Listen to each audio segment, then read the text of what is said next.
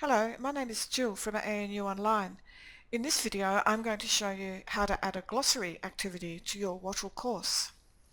Glossary is a very versatile tool that can be used as a class resource, an activity or an assessment. It can be set up so that students can be the creators and developers of the glossary as part of their learning and assessment, and as such it can be rated by students and by teachers.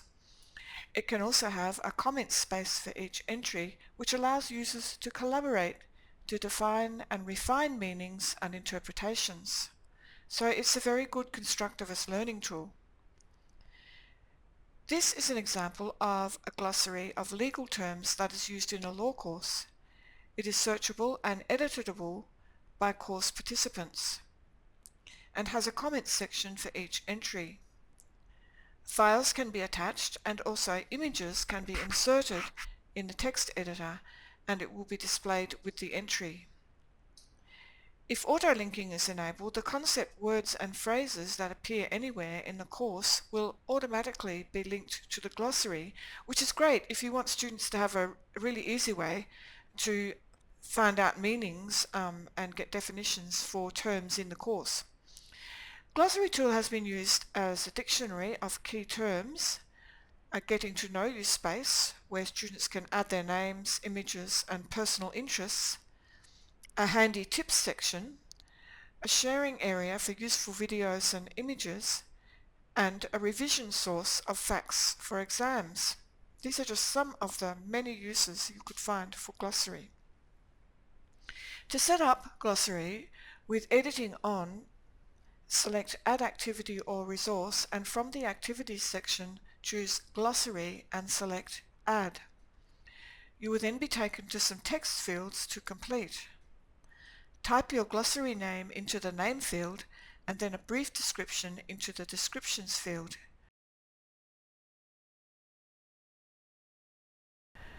You can tick to display this description on the course page if you wish.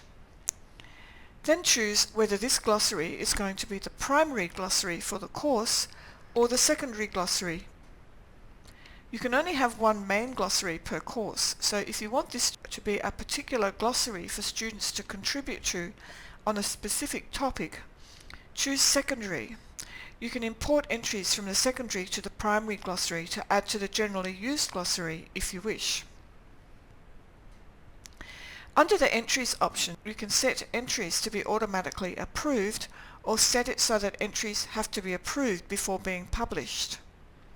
Since this is a collaboration glossary, I'm not going to require approval. If you want students to be able to contribute and edit the glossary, select Yes for Always Allow Editing. I will not allow duplicate entries as I want students to simply add to or comment on existing entries if they have found similar information. I will select Yes for allowing comments on entries as I would like students to collaborate, discuss and refine their understanding of terms. I will select Yes for automatically linking glossary entries as I want this to be a resource available to the students throughout the course. Only choose if you are happy for any phrases or words that are in the glossary or in glossary titles and keywords and appear elsewhere in your course to be linked. Under the Appearance option, select the display format you wish the glossary to have. The simplest is a simple dictionary style, but feel free to experiment with the other formats. You can have the same or a different display format if you have set the glossary up to require approval for publication after approval. You can choose the number of entries you wish to be displayed per page, and you can retain all of the links as displayed by default above the entries. If you intend using the glossary for assessment, you can add it to a grade category that you have created or leave it uncategorized. Under Ratings, it is possible to select a rating system so that students can rate each other's entries and the teacher can also rate each entry. This is a great way to do peer support or to make the glossary part of assessment. I'm going to leave the No Ratings default there for now as I'm not going to require this activity for assessment. If you do choose to rate, You can also restrict the ratings to a certain period of time by using the date tool. Under common module settings, you can show or hide the activity and also make it available to students in separate groups. I have not created groups, so we'll leave this as none. I'm not going to impose any kind of restrictions on the activity, and I will leave the activity completion tracking up to the students to mark themselves.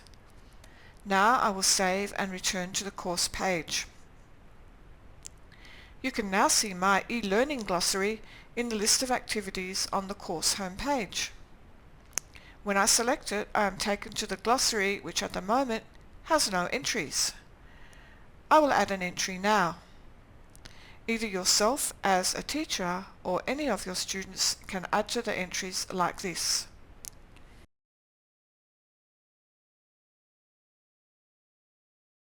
Keywords is a useful aspect to use. If we select the question mark to find out more, we can find out what this means and also how to enter the keywords. I'm going to enter some keywords on different lines. This will aid any searches that might be done of the glossary. I could add an attachment here if I wanted to, perhaps a journal article discussing the concept, for example. However, I'm not going to add anything here for now. I'm going to tick the box to make the entry automatically linked so that if the keywords or the term itself appears anywhere in the course, participants will only have to click to have a definition pop up for them in a small window. Like the example you see here, the term remedy appears in the definition as a link, and when the link is clicked, the pop-up definition appears. Now I will select Save Changes and my entry appears in the glossary. As you can see, users have a number of different browsing methods in the tabs and can add a new entry. They can also do a search and can alter the search from looking for the full text to looking for any of the words by ticking or deselecting the Search Full Text box. At the bottom right, you can delete the entry by selecting the small cross or edit the entry by selecting the small gear wheel. Now I will take you to an existing glossary which is about legal terms as an example.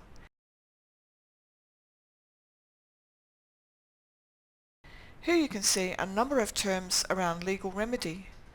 Each entry has a comment section, although in this case no one has commented yet, and keywords, and it is possible to search the glossary. Thank you for watching. I hope you feel inspired to try the glossary in your course. It is a great tool.